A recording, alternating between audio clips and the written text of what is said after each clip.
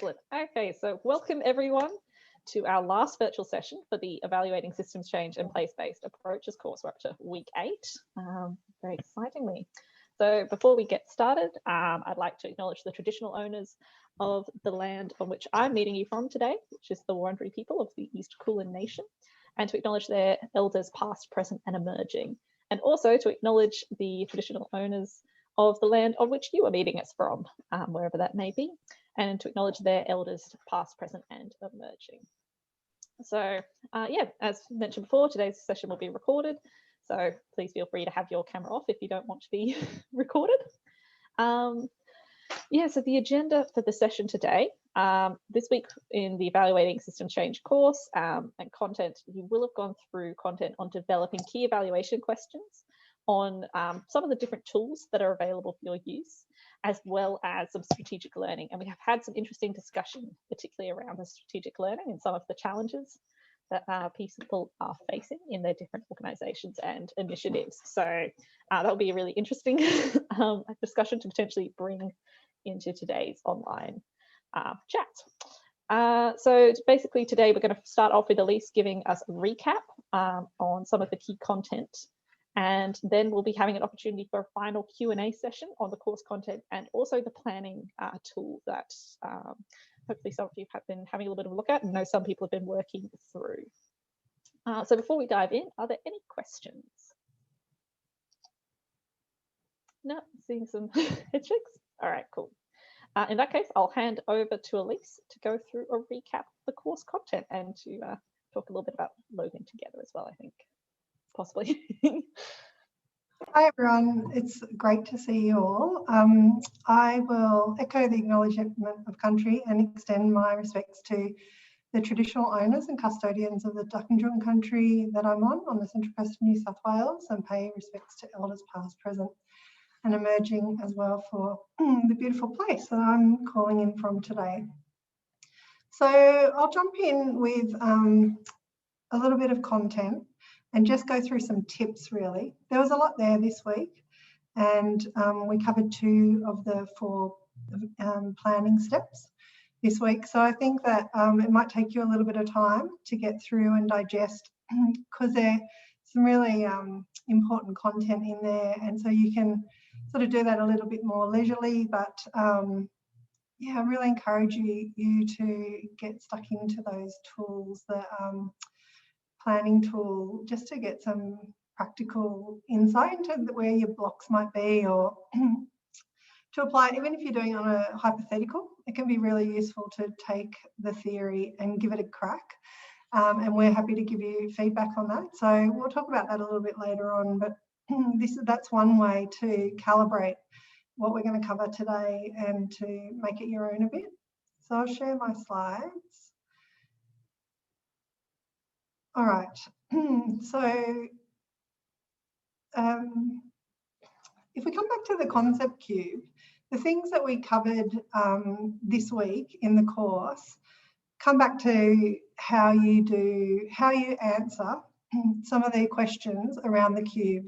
So in terms of the key evaluation questions, the areas that are usually covered or of interest to groups are those blue areas down the side. Usually we want to know about what change is happening and the extent to which our activities influence that. What are we learning, and how effective or efficient are our processes, and how are we living our principles. So they might not all be relevant to all of the phases in the orange across the top. And we use the theory of change, which is that teal side, in order to help be a bit of a measurement map for us as evaluators. So just bringing it back to that cube, because the pieces of the puzzle that we dealt with this week come back to that cube as well. All right, so if you've got your theory of change, which I heard you had a good session last week with Jess, for me, this is a bit of a map, and you can do a measurement, evaluation and learning plan that covers the big picture, the overarching areas of impact, say over, a 2 to 5 year period. And then you can also zoom in and chunk out a particular level that you might want to learn, measure or evaluate. And so the questions that we've given you in the content are colour coded and they match these levels of the theory of change. And so what we've got to keep in mind with theory of change is that it's a theory. And even though we can give it a really good shot at making it evidence-based, and we can get as many different perspectives as we can to inform it, we can identify and test assumptions that reduce the risk and make the causal chain of the theory of change more robust. It is still a theory. So this shows us the change that we're expecting to happen and how we think it's going to happen. We've also got to keep open to the unexpected changes, particularly in complex settings. There are consequences that happen and there are impacts that are often observed that aren't on your theory of change, particularly with how systems change, behaves and interacts, and some of the unknown things because of the emergent nature. So we're trying to hold a balance between looking to measure where we're wanting to impact, but also keeping open to the unexpected. So it's actually upside down. I'll just flick back. So see there's green, blue, yellow from top to bottom. If you just flip that upside down, visually they correspond. And so this is a starter pack that's in the content, and this isn't going to be a one-size-fits-all set of questions, but for the evaluation framework, place-based evaluation framework, it was a menu that could help people look for what might be relevant to them. And they might not all be relevant. In fact, I hope they're not, because it's really good to have a set of about 2 to 5 key evaluation questions so you can do those well and not take off too big a bite of what you're trying to measure and evaluate. And as we've mentioned, this is really long-term work often.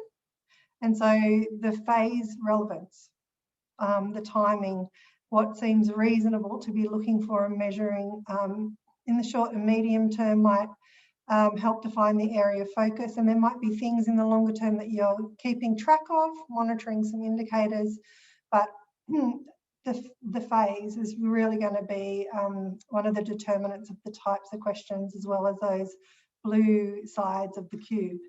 Underpinning this is the logic that we've been showing you about the what happened, so what, and what now. And so the questions are usually about, at the high level, they're about the so what. They're getting to the, is it good enough?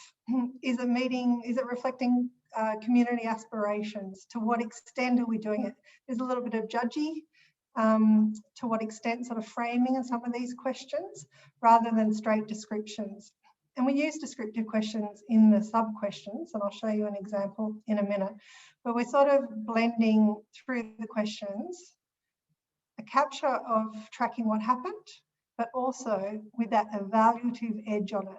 So we're getting to the interpretive side of so what, is it good enough? Are we making progress?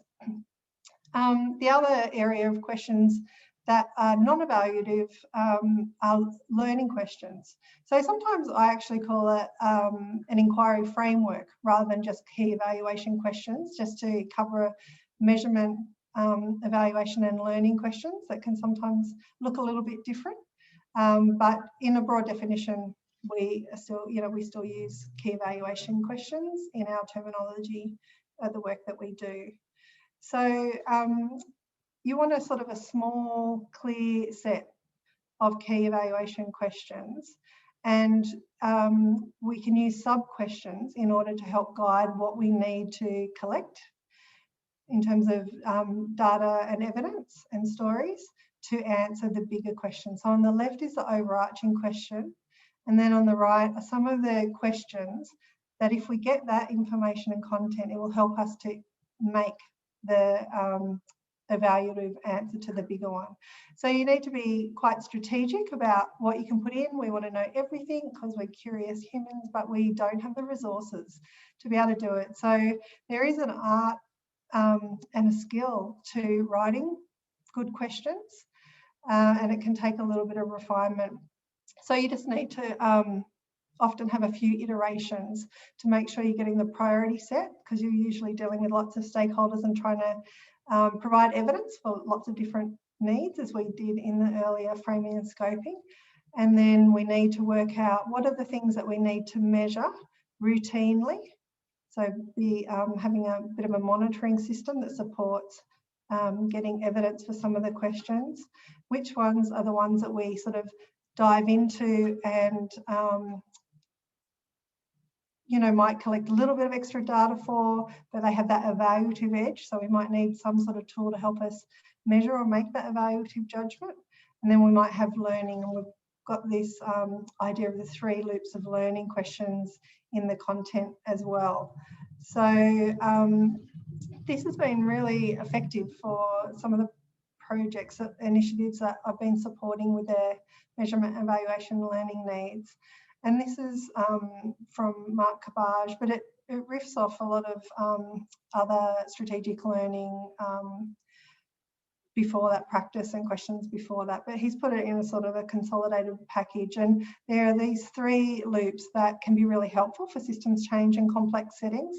So one is about asking what are we learning about what we're doing, the actual initiative itself. What are we learning about the system that we're operating in, or the assumptions and the context? And what are we learning about how we're showing up, how we're being in the intervention and interaction as well? So those deeper levels of questions can sometimes be done in the short cycles of learning that groups do. They might tackle some of these questions in their more rapid cycles of 90-day learning cycles, just to be able to keep a track across those 3 levels. And then we will have some of these questions in our big set inquiry framework as well, just to be able to get the insights feeding into the evaluation plan. But that's really worth checking out for systems change initiatives. So the other thing that we offered you this week is a lot of different tools. So the first tip is that, as exciting as it is to talk about methods and to jump into tools, we really need to set the questions first, because sometimes we can fall into the trap of either measuring things because we know that they're easy to get data or evidence on, or collecting things where we like using particular tools that we're good at, or our organisations have always used, but they may not actually hit the mark in answering the questions that are important to the group. And so the tip is, start with refining a set of questions and then choose your methods in order to address those questions. There is, again, against the theory of change, some examples of collecting data and how you might use tools to be able to judge progress at different levels of the theory of change. And there's some specific examples in the content that you might be interested in. At the top level, population level changes that you might want to be tracking for communities or environment, it's usually a mix of numbers and stories. There are often some indicators that can be agreed upon that are meaningful and relevant, that are quantitative, that can be part of a measurement system over time. But indicators have their limits, and they tell part of the story. They don't tell the whole story. And so particularly when you're in the lead up to seeing quantitative statistically significant changes, stories and examples of instances of impact can be really helpful as well, to get an insight into the scale of impact and the cohorts that you might be creating benefit for. So as you go down lower in the theory of change, quantitative becomes less possible, because some of the shifts that you're working towards are not as tangible and they're harder to measure. It's definitely not impossible for some initiatives to have some quantitative indicators lower down the theory of change, but usually speaking, they sit up higher, those higher levels of impact and change that we're going after.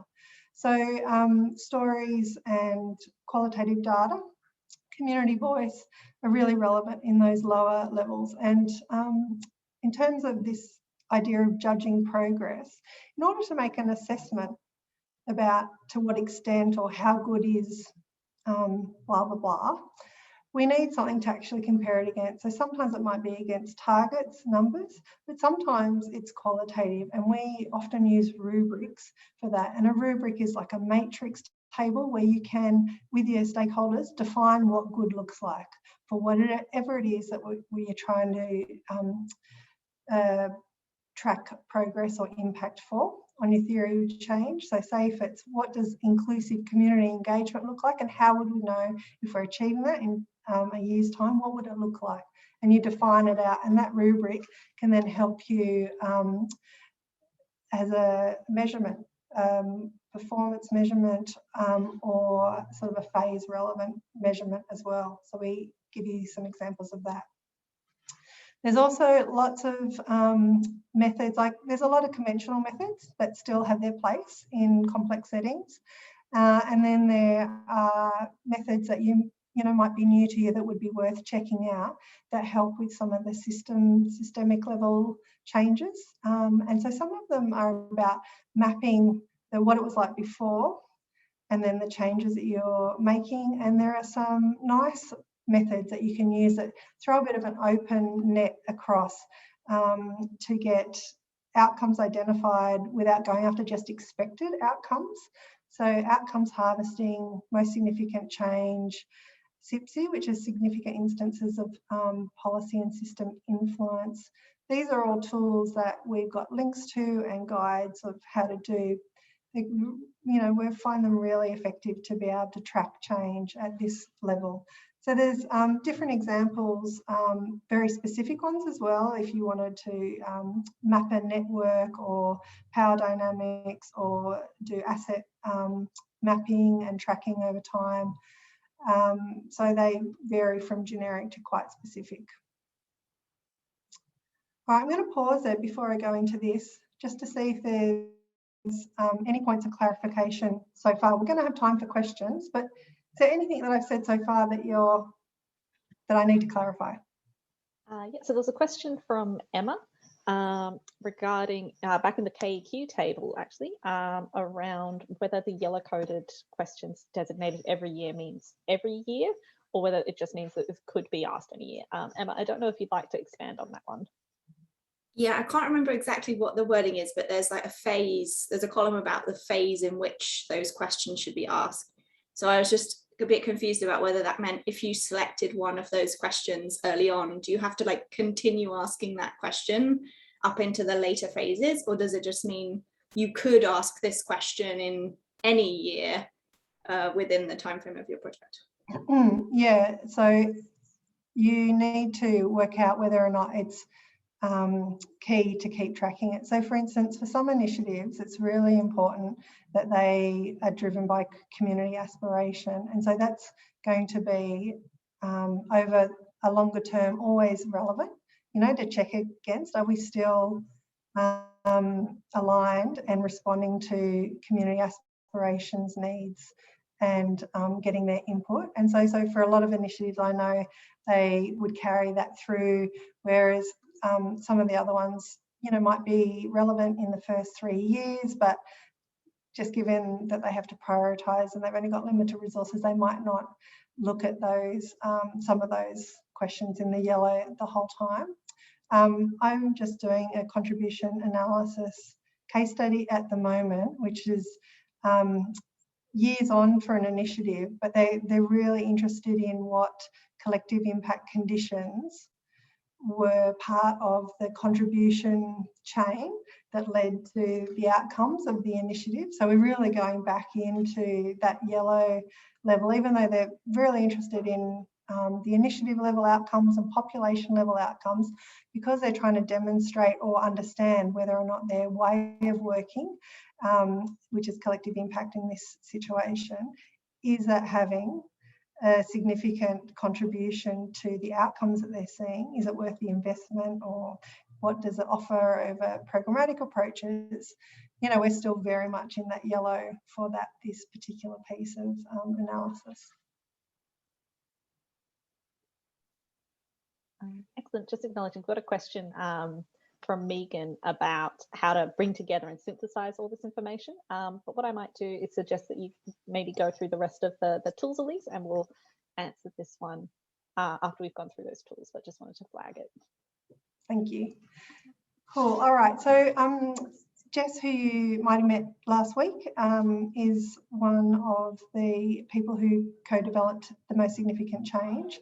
And it's a story-based approach that you need a little bit of training to be able to do, but you know, once you've got that guide and you've done a little bit of training in it, it's really straightforward and really rewarding, and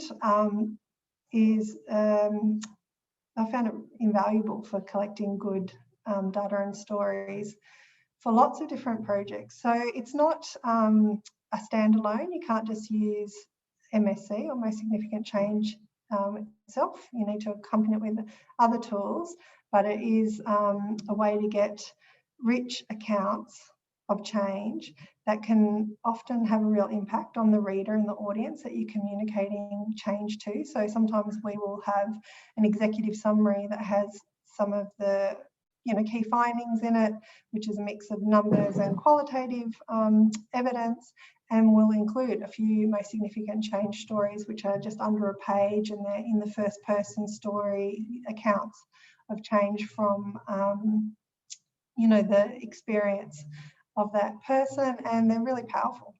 So that's really versatile and one to check out. There's lots free online that you can look at on that. Another one that has worked really well in some situations has been the Collaboration Health Assessment tool. So it's an online survey, and it's a survey that has different dimensions of collaboration, and different stakeholders jump online and anonymously fill out the survey, and you get a picture of the pulse and the health of what the collaboration is in terms of trust and working together. And there's lots of different measures in there, and then they produce a short sort of analysis and give you the results of the survey online. And so that's good, and you can do that longitudinal over at different points over the initiative every couple of years, just to get a sense of, or even every year, get a sense of how you're working together if you're in a collaboration.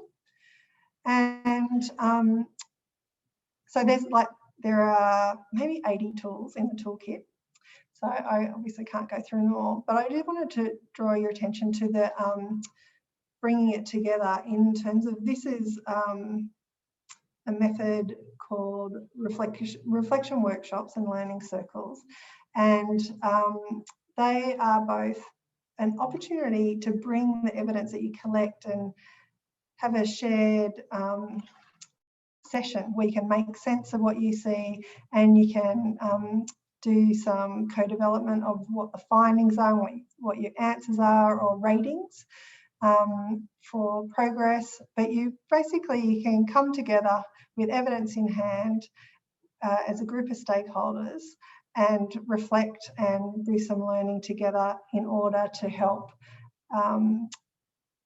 verify. So it's both data collection process as well as a verification process, but we often run these ahead of writing up an evaluation report.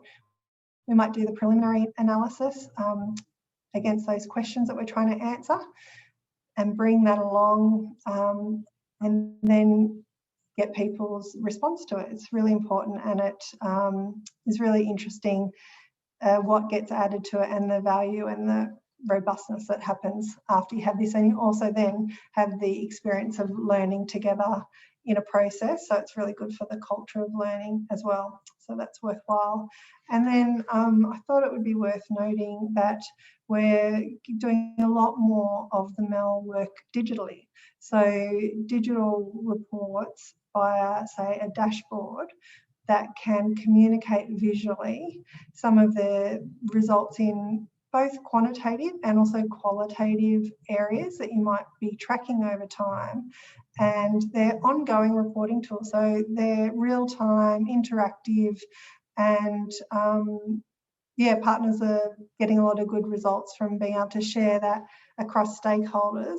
And it's a bit, you know, it's the one place that they can go and get timely data to make decisions. So for instance, Maranoka Collective Impact in Bourke in New South Wales have dashboards that answer the questions that each of the working groups are wanting to answer.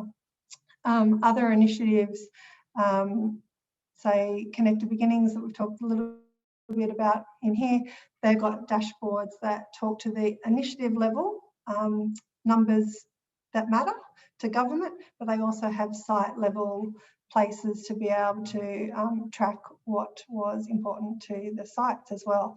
So there's different levels of sophistication with them, but they're definitely increasing, and we've had lots of good experience with developing these with partners as well. I'll just stop sharing. So that is some tips and a bit of a rundown from me. Excellent. So during that, thank you, Elise. During that, we had a couple of questions come in. So I'd like to throw over to Megan, who had a question around, as I mentioned before, how to bring things together and some of that synthesizing, those different tools. So Megan, I don't know if you'd like to pose your question, maybe speak to it a little bit. No, don't know how much it's going to help. I've kind of come to the pokey end. Got 6 sites, been operating in various capacities, have some overarching evaluation questions. So trying to sort of bring that all together when there hasn't been a coherency and consistency across the board, and just been trying to think of different ways to how you might synthesize all of the data that has been collected along the way to tell some kind of coherent story. Yeah, okay, so there's a few aspects to that. Yeah, sorry. No, it's good. So if you have a theory of change, even if it's not all like fully developed, but if you have an impact pathway that you have in your head, then that can help be a guide to how you want to step out the story. So often we start with the outcomes and we say what outcomes we can evidence, and then we go into how do we contribute, how do the initiative contribute to those, and why are those outcomes significant. So we'll often have the contribution story as well as the why is it significant for these people or in this place as part of that. If you're looking across sites, it might be worth looking for some common domains. So sometimes there might be themes or areas of change that you're trying to report on. So say if it was to increase leadership capability and it was a network initiative, then you might be trying to roll up the findings about that particular change domain. So you can get some sort of summative assessment of how you might have gone over the 6 sites, as well as be able to dive into, you know, site level results as well. So you're looking for points that align with the impact story, but can roll together some of your different aspects of either the initiative or the sites. And then there is the challenge of bringing together data and stories from different evidence lines, and how do you treat that and weave them together to be able to tell an evidence-informed story with the analysis there. So sometimes we use a results table or an evidence table, and we might have that organised around the key evaluation questions, and we bring in the from the different lines of evidence the supporting claims or quantitative data that we're seeing for that, and that helps put it in the one place, and then you can weave between the qualitative and the quantitative, but organising so you can see them together and be able to use both is really good.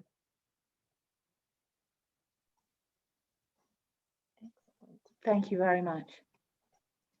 Any other comments on that one? If not, then we had some questions from Lucy, who I'll throw to next if we don't have any more around the synthesis. Hi, Elise. Can you guys hear me okay? My internet's not fabulous today. Oh, good. Yeah. So look, I've actually got two separate questions. One is around the evaluation questions, and I feel as if back at the beginning of this course and throughout it, we talked about just doing evaluation planning for one phase at a time. And I just wondered, does that mean, because it seems to me that the theories of change that we've been working with are pretty high level, so looking at the whole initiative, and then is the idea that you start with that sort of overall high level theory, and then you break it down into chunks and develop a more detailed evaluation plan for each chunk, and therefore then the questions that you choose, because I found it hard in the evaluation planning tool to work out, am I choosing questions just for phase one of the initiative, or am I choosing questions for the overall initiative? And yeah, does that make sense as a question? Yeah, absolutely. Sometimes it can be good to write down like a longer set of questions that are important across a longer term. And then you just know that so for instance, value for money and economic analysis is often important for some initiatives, but it won't happen until the track. But you know that you need to be getting ready and having data collection in place for when the time comes to do it. So you, in your sort of list of longer term questions, that would be one of it. And then you might say, well, we're only doing, we're only going to answer these for 18 months. So you can prioritise, you can see the whole. And then the other comment I would have is sometimes we have a thing where we do an overarching or an umbrella MEL plan, which is quite generic and quite loose. It might have a few fixed points. And then you do some mini MELs or nested MEL plans within. So for instance, with logos, they've got the overarching, but they've got specific evaluation needs for their maternity initiative, which is one of their strategic projects. And it's self-contained in that way, but it is, you do want it to talk to the bigger picture evaluation measurement story that you're doing. So we call them nested. So you can have it sort of umbrella or with some nested, more detailed plans. Not necessarily time defined by time, they might be defined by the sub-initiatives. Does that make sense? Yeah, it does make sense. Yeah, thanks for that. And look, my other question, and this might be a bit of subjective anyway, but the evaluation questions in the list, and I just have to go to my phone because that's where I took my notes. So the evaluation questions in the list were identified in terms of which of the criteria they've fitted into, be it principles, process, change. And it's something, I was doing a theory of change workshop yesterday, and it's something that came up then that I can find principles quite hard to, sometimes principles are also actions or processes or enablers. And I just noted that for me, the questions in that overall framework that we were going to select from in our planning tool, for example, the evaluation questions 7 to 11 were identified as principles, yet they also seem to me to be enablers and processes. And maybe this is just semantics and it doesn't really matter, but it came up in our workshop yesterday. Some people were saying, no, that's not a principle, that's an action, that's something we have to do. And other people were saying, no, this is something that has to guide, which, for example, we were saying, government needs to work with a more informed Indigenous lens, work through an Indigenous lens. And they were saying this is a principle that needs to guide the work. And other people said, no, that's an action. But I guess the action. Anyway, do other people find this confusing, or is this just me? Any comments from anyone? Hey, Lucy. We just had some training on facilitation techniques, and the model that organisation used talked about values as being those foundational things and principles being values with legs. So they're like, what does it look like on the ground? How do you operationalize the values? So I also struggled a little bit because I think of values and principles as samey sames. And I do get caught up in the semantics. So that probably doesn't help you at all. No, that actually does. Principles with legs, because that's what it feels like. It's like principles in action, which makes them a living principle. So, I mean, you know, maybe it's just working out with each group how you want to define things. But I noticed that with the key evaluation question list. I was like, oh, why is that in the principles column? I thought that would be a process. But yeah. Yeah. So I've run into that being really a slippery point as well, like in terms of developing a theory of change. In this, particularly in the place-based context where we've been putting in that enablers level, which is sort of, this is what we're going to invest in. We want these conditions. You know, we think that these conditions will be necessary in order to help us get systems change and to sustain the longer term change. They often look like principles at that level as well, and principles principles are usually across all of the things. So say if you had a First Nations first principle, you would want to apply it to all of the different actions that you're doing and strategies. You know, like it goes a lot of the places. So there are some that traditionally we would pull out and put on the side that are relevant across the theory of change and the strategies.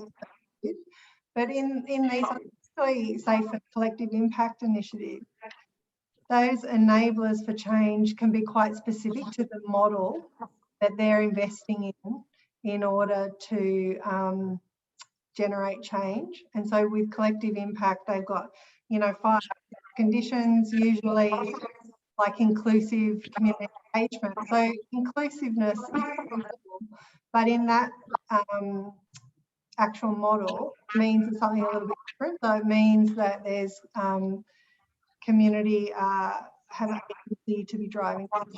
You know, it's different for different places, but there can be quite specific about the model that we're going to create the change. So, but I agree, it does get slippery. And I think that I saw that Jess shared the reference for principles focused evaluation last week.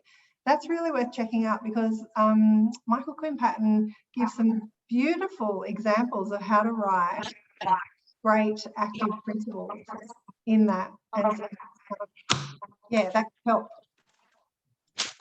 Great, thank you. Add on this from your experience.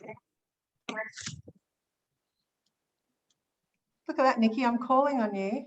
I hope you're paying attention. I was, apologies. There was a slight dropout, I think on my end. It happened to coincide. Have you enjoyed me looking like an owl? But yeah, so the next question, we've got one from Talia about the dashboards and how we go about picking meaningful indicators for the audience that can sort of be measured, as well as, you know, when do we bring it into the process? So Talia, I don't know if you'd like to speak to that a little bit more. You did a pretty good job. Yeah, pretty much. I can see how I can imagine my CEO being very excited about me being up to be. It's not an evaluation tool. It's a way of presenting the data back and helping to build buy-in. I'm just thinking about how relevant it would, in your experience, it is to start with that in mind. That yes, there's going to be a dashboard. Given that, you know, also in the conversation we've been talking about, the quantitative measures can be quite hard to measure in those early years. And I'm also thinking about, you know, the kinds of indicators, how often are we measuring them? Because it's only interesting to have a dashboard if numbers are changing regularly. What have you found? I'm interested how, you know, have you actually found them useful, or do people just think they're cool? And well, both. I think people do think they're cool, and they definitely do get executive attention often because of their shiny a potential problem, you know, like problem solving ability, that it all is on one page and interactive. And we've also found them really effective as well. So there can be different things on a dashboard. So for some initiatives, they might be tracking engagement or reach. And so the numbers of participation or partners collaborating. And so some of that more activity level and engagement level are often the focus of a dashboard. So it doesn't always have to be high-end indicators. It can be that you can, like we've got an example of young farmers that pretty sure is public that we can share, that is showing more about the events and locations of all the young farmers who've been participating to get that reach. And so you're getting the story of the implementation more so than the impact on that one. But that's still really, that was useful for the decision makers and also for the sponsors to be able to see what was happening. And it is just this snapshot of some of those key areas that were important. And so there's that sort of an example. And then with Connected Beginnings, we've been designing a suite of 5 dashboards. And one was the numbers that mattered to government, one was numbers that mattered to communities, one was about what service integration was looking like. So some of the things that we could track there. And setting expectations is really important, because it was that process of, so we can track. So we did it from the ERACI, the NEST framework. So using some of the domains from that framework, which is used in a few place-based, so growing use of this framework in early childhood and place-based wellbeing projects. And so of interest were health and learning domains and connection to culture. And so while we were able to, from a quant side, put in indicators about levels of breastfeeding or birth weights, those sort of things for birth outcomes, we had to set the expectations like, so these aren't going to move. Like some of the data is only collected every 3 years. This change is going to take a long time. But so the investment was for long-term tracking, but also because they were interested in closing the gap and looking at national trends in relation to their sites as well. And some of the data that we were able to put on the dashboards wasn't currently being shared with the sites in Connected Beginnings. And so it had the benefit of Department of Health and Education working together to share some data that government was collecting, but the community didn't have access to because it was in private data sets. But through the dashboard, they were able to see some of the data about their community that could help them make decisions in their strategy. So even though the rate of change for some of them is longer term, and they're not going to look on next week and see something different to last week for some of those, it's a storehouse of data that they can look at and filter in different ways as well. And do you always, is it an actual digital app, or is it sometimes just a static thing that you've just pre-populated, at different moments, like a snapshot of this is what it looks like this week, and it's just actually a visual? Yeah, so you can do infographics and just have a template that you can update, and that can help streamline your reporting. And you've got that manual step. So you obviously got your points that you want to collect data around to be able to fill that in. But it is lovely to have that sort of infographic snapshot that you can consistently sort of report against. But the beauty of digital is that we can have partners fill in their data online using MS Forms, and it feeds into Power BI, which is at the back end of the dash, and then it's automated. So there's QA checks that need to happen, but once the infrastructure is set up, it means that there's real-time results when people enter data without the manual step, which is like massive.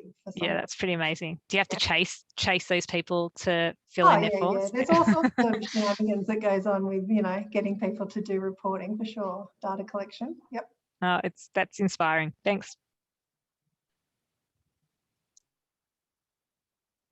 One thing that came up in the discussion board that I will throw out there that I have no easy answer for, but super interesting and a chronic legacy issue that most of us have, is the culture of only telling positive reporting and positive stories.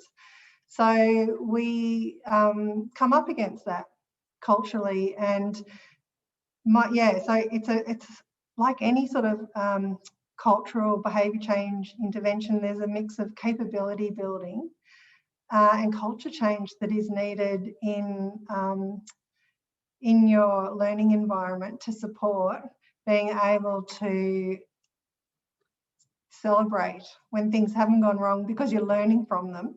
And you know, it just doesn't make sense in this type of context that you don't work towards building that culture, because the programs aren't tested. You know, you're designing and testing and learning from them, so you're not going to get it right first go. And so it's a premise of this type of work usually, but you've got lots of different stakeholders involved, and there are some really strong hangover paradigms that come into play around how the culture of learning goes. So there's the technical MEL bits, you know, the methods and the questions and, you know, robustness that you're aligning those two.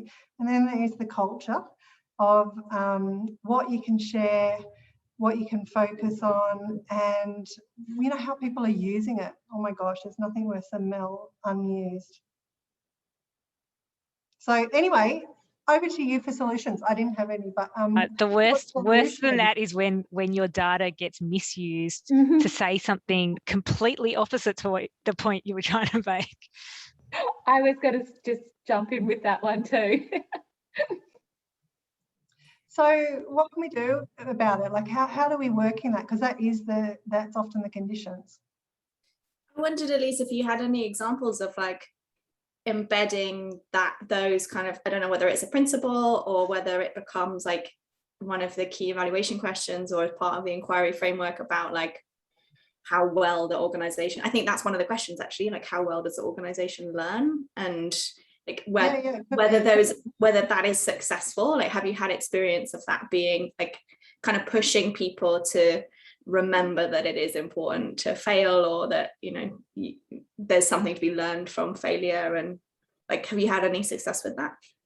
Yeah, we have in projects held ourselves to account when we're part of like particularly for developmental evaluation, when you're using that, developing something that's in motion and you're trying to form and shape.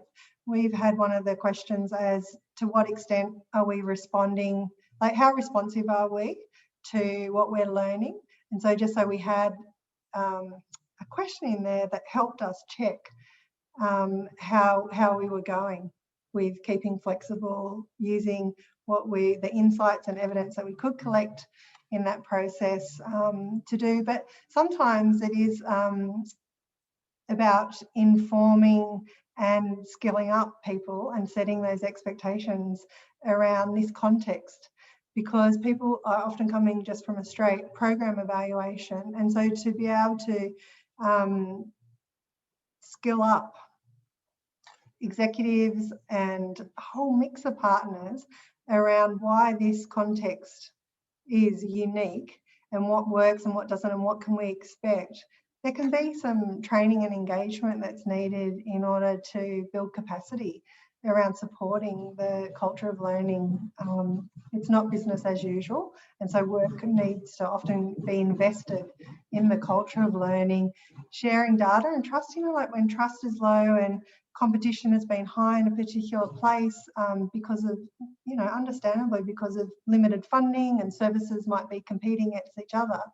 The step of sharing data and engaging in shared learning can be really big because of the context and the history, you know, for some organisations to work together.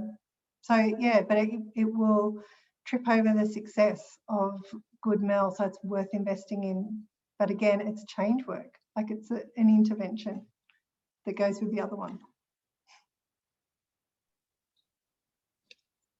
Can I jump in? Sorry, I'm in the car, so I can't see if I'm allowed to put my hand up. You are. Yes, great. It's Sarah. Thank you so much for that. That was me that flagged that on the dashboard, and I've been thinking about it this afternoon as well, in terms of, yeah, as you said, the cultural change part that goes along with it. And I was just wondering whether you think so. We, in some ways, it puts more emphasis on us to make sure we're using that MEL, the data and what comes out of it, and kind of, so you know, what you were just talking about with the dashboards and stuff was super interesting, because that stuff grabs attention, right? So how do we put in a little bit more effort to translate the evidence into information in a way that's going to grab the exact, you know, and certain individuals like the CEO in particular attention. But it is, as you said, it's just really long term, and so often for us to get that information and then tell the story, it takes time. And so there's, yeah, like just the challenge of sexy sound bites versus the reality of telling stories. So I think when there's like a learning that is like a proper learning that turns out, you know, and we've done X, Y, and Z because which sounds positive, then there's interest, but that takes time to tell that story. So anyway, I just wanted to say thanks for raising it. And yeah, I think some of the dashboard stuff and just how you think about engaging the politics of executives is probably time consuming, and maybe I was just having a particularly bad day of it today, but thanks for raising it. So the LML becomes particularly important in this context, and it comes back to that framing and scoping that we talked about at the start, because you know, we've talked about like that sort of stakeholder group just now, from executive and buy-in from more of a sponsorship or organisational perspective, but it's also about, well, what do we need to feed back to community, because they always get asked for, you know, input, and they're saying things. What do we need to feed back and when, so that there is a meaningful feedback loop to them as a key part of our collective, and in what way is it going to be meaningful and helpful for what they're doing. And so that's why we invested so much time at the beginning of the course in trying to work out who it is, who needs what, when and how. So it's a bit of a map when you're working with lots of different stakeholders, and you won't be able to do it all, but you will have different comms needs of, you know, you might have your evidence body that you get, but how you share that and in what setting. You know, there's lots of great ideas, like there's having a data party or a gallery walk where you show it in lots of different ways, and you can invite lots of different people to come and walk and experience and talk through the data. But there's not, yeah, it's not one size fits all either, but that's why that scoping is important at the beginning. Okay, Nikki, I can see you on the edge of your seat. I am, because unfortunately we've run out of time for any more questions. Sorry, guys. So I didn't get to come in with a new exciting one. Also, I can also, Talia's just mentioned that she loves the idea of a data party. I love a data party, particularly if you color code the information, put it on the walls. I had a client refer to it as a data Mardi Gras because it was so beautiful and colorful and full of like wonderful information.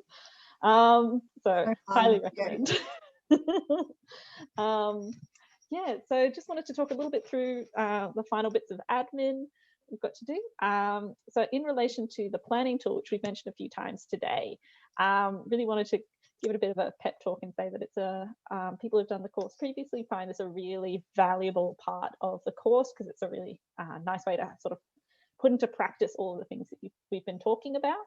And often as working through those, it will bring up questions and additional things you've sort of, as you're thinking through things. So would recommend, as you're going through, if you do have any of those questions, you can always put them up on the discussion board. So as you're working through those different parts, we've got those comment sections. You can also reach out to us via the platform as well if you have any questions, and then we'll share the responses through probably the general discussion forum. So you will have until the close of business Friday, the 30th of July to submit that. You don't have to if you want your course certificate. You don't, it's not mandatory, but if you do, then please do, because Elise will be able to give feedback and comments on that and provide a bit more support. But also, if you do want the certificate, please just make sure you go through all of the content and make sure you've marked all the pages as complete, so that we can generate that for you. Also, the course, to let you know that the course content will be accessible for 6 months, so you can go in, download anything you want to, take any snippets or anything. And finally, just to let you know that as of the start of August, we're going to be launching a online community alumni sort of platform. So that's one where people can join. You can continue to have these discussions. We're going to have discussion boards and all kinds of things up there. And it's meant to be a space where you can share resources, bring more questions and connect with different people in evaluation and in place-based approaches and in other areas as well. I got to log on for the first time today, so I'm very excited about it. Yeah, so that's the last thing, just to say thank you so much for coming along this journey with us. It's been wonderful to have you along. I hope you've enjoyed the course, because I know that I've really enjoyed meeting with you all and getting to hear about little bits and pieces about what you're working on and what you're doing. Yeah, we hope to stay in touch and see you again on the community platform or in future courses, and thank you once again. So brilliant, thank you all. Thanks everyone. I enjoyed meeting you all as well. Thank you. Yeah, same. Thanks everybody. Thank you so Thank much. you.